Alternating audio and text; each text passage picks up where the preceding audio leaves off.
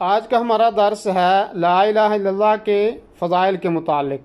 تو لا الہ الا اللہ چند الفاظ پر مشتمل ایک کلمہ ہے جس کے حروف بہت کم ہیں، زبان پر بہت آسان ہے اور میزان یعنی ترازو میں وزنی ہے۔ اس کے بہت سے فضائل ہیں اور بڑے بڑے فضائل ہیں۔ ان میں سے چند کو امام ابن رجب الحنبلی رحمہ اللہ نے اپنے رسالہ کلمۃ الاخلاص میں ذکر کیا ہے، اور ہر ایک کی فضیلت کی انہوں نے دلیل بھی بیان کی ہے۔ ہم ان میں سے کچھ فضائل کا جو ہے وہ آپ کے سامنے ذکر کر رہے ہیں۔ نمبر 1 یہ ہے کہ کلمہ توحید ہی جنت کی قیمت ہے۔ جس کا آخری کلمہ لا الہ الا اللہ ہوگا وہ جنت میں داخل ہوگا۔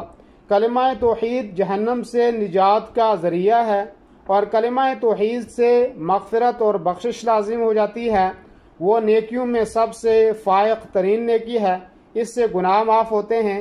وہ اللہ اور بندے کے درمیان موجود تمام پردوں کو منکشف کر کے بندے کو اللہ سبحانہ و تعالی سے ملاتا ہے۔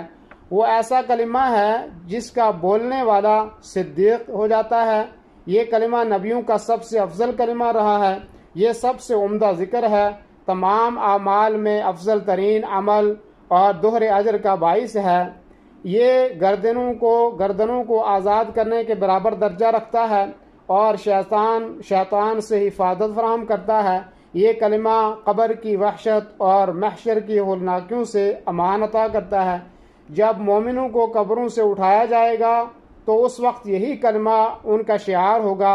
اس کی ایک فضیلت یہ بھی ہے کہ اس کے پاسداروں کے لیے جنت کے 8 دروازے کھولے جائیں گے، وہ جس میں سے چاہیں گے داخل ہو جائیں گے۔